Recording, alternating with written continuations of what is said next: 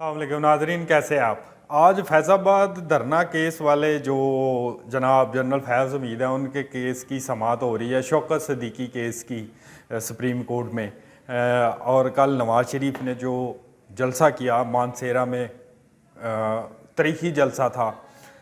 फिर इमरान खान की jail superintendent के साथ बदतमीज़ी, ये तीन ख़बरें हैं। पहले नंबर पे जनरल फैज़ जो साबिक DGISI थे, उनका केस है शौकत सदीकी का स्पेशली।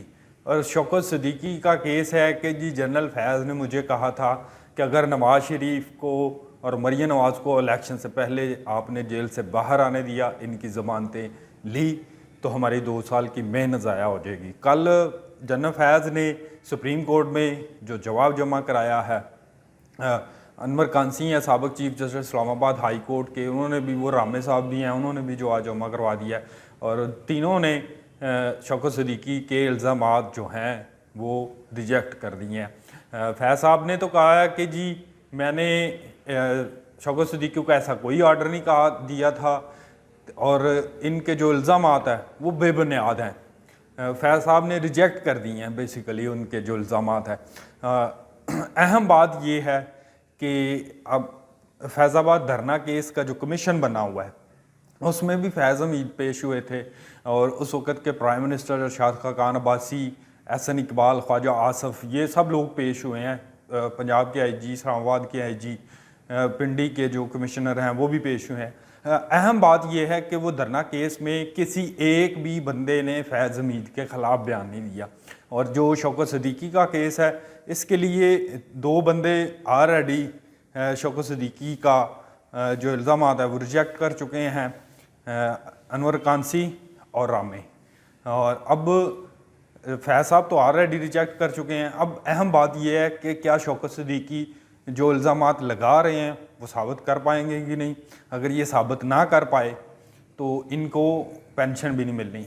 मेरी इतलात के मुताबिक शौकत सदीकी का टोटली केस जो है अपनी पेंशन बहाली के लिए है, क्यों अब वैसे भी वो रिटायर्ड हो चुके हैं, उनकी उम्र भी ज़्यादा हो चुकी है, अब वो जज तो दोबारा बन नहीं सकते।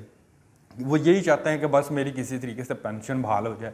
इस सारे मामले में अभी तक देखा जाए तो ISI और फ़ौज को बदनाम किया गया है, इससे ज़्यादा और इस केस में कुछ भी नहीं है।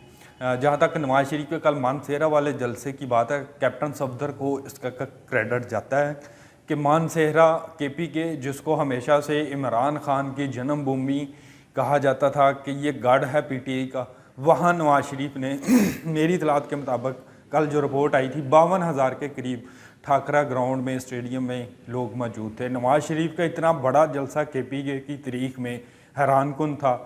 नून लीग KPK में कभी इक़्तिदार में नहीं रही, इसके बावजूद भी इतना बड़ा जलसा।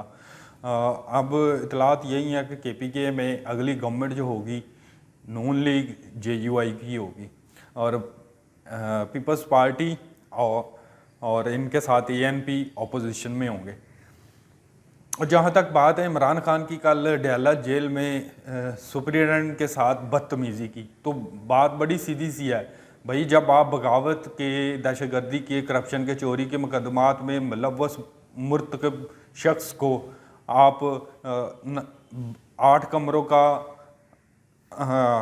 कमरे रहने के लिए देंगे, 600 गज ज़मीन वाक के लिए देंगी, नई एक्सरसाइज मशीन देंगे, 3 बॉयल अंडे और कॉफ़ी का मग नाश्ते में देंगे, दोपहर के वक्त आप उनको कीमा, मटन, सलाद, ये चीज़ें देंगे, रात को सोने से पहले 12 बजे से पहले आप उनको दूध का गिलास देंगे, तो वो डयाला जेल के सुप्रिटेंडेंट के गले नहीं पड़ेगा तो और क्या करेगा।